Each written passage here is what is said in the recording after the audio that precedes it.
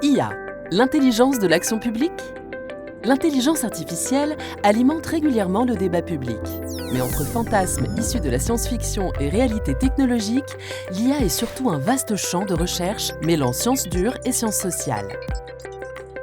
Alors, que nous apprend la recherche sur ce sujet? L'IA est-elle soluble dans l'action publique? Au commencement était le neurone. L'IA naît de la cybernétique des années 40, quand un neurophysiologiste et un logicien proposent de modéliser mathématiquement un réseau de neurones. Associé par un neuropsychologue à la notion d'apprentissage, ce modèle va servir de base au calculateur des premières machines intelligentes. L'apprentissage de ces machines est défini par les machines elles-mêmes, qui déduisent des règles à partir de données fournies par l'humain. Ce dernier corrige ensuite les résultats de la machine pour l'améliorer. C'est la base de l'IA connexionniste. L'IA symbolique, la vraie IA? L'IA symbolique, née dans les années 50, suppose, elle, que l'on peut donner à une machine la capacité de raisonner comme le cerveau humain, en la dotant de capacités abstraites et logiques. Les règles sont programmées avec un langage humain, retranscrit ensuite en langage machine. Cette IA sera notamment expérimentée sur les problèmes jouets. Face à un humain, la machine arrive non seulement à respecter les règles du jeu, mais aussi à adopter des stratégies préprogrammées en fonction des mouvements de son adversaire. L'intelligence artificielle peut désormais se penser comme une science de l'esprit dans la machine. Nager en eau profonde. Dans les années 1980, l'IA connexionniste va faire un pas en avant grâce à la création d'un nouvel algorithme basé sur la superposition de couches. Entre la couche d'entrée qui reçoit les données et la couche de sortie qui produit le résultat, on introduit dans les réseaux de neurones artificiels une ou plusieurs couches cachées qui traitent ces données. C'est la naissance de l'apprentissage profond. Dans les années 2000, des géants du numérique vont se servir de leur importante base de données et de la nouvelle puissance des machines pour entraîner et perfectionner l'IA connexionniste. Ils aboutissent à des résultats spectaculaires dans de nombreux domaines, notamment pour l'IA générative via un langage dédié.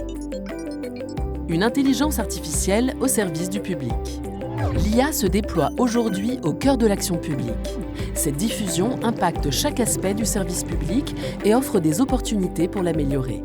Par exemple, l'exploitation massive des données engendrées par l'IA permet de donner aux usagers un accès à de l'information plus ciblée. En Angleterre, le Government Digital Service utilise un réseau de neurones pour associer des mots-clés de recherche au contenu des pages du site du gouvernement. Grâce à l'automatisation de tâches, l'IA accélère certaines réponses administratives. Les robots conversationnels offrent, eux, un service en continu aux usagers. Le chatbot Communcari, créé par l'État norvégien, a été un tel succès qu'il est actuellement déployé en Suède, en Finlande et au Danemark. En France, une IA assiste des agents publics en générant des réponses adaptées pour les usagers.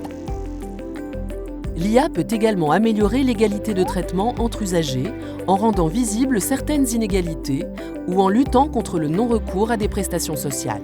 Une IA publique bien maîtrisée? Mais la qualité des données avec lesquelles on paramètre l'IA est essentielle.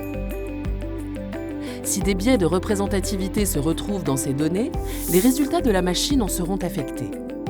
Pour que l'IA soit efficace, le secteur public doit faire face à un certain nombre de défis. Souveraineté, cybersécurité, performance des outils utilisés et protection des données personnelles.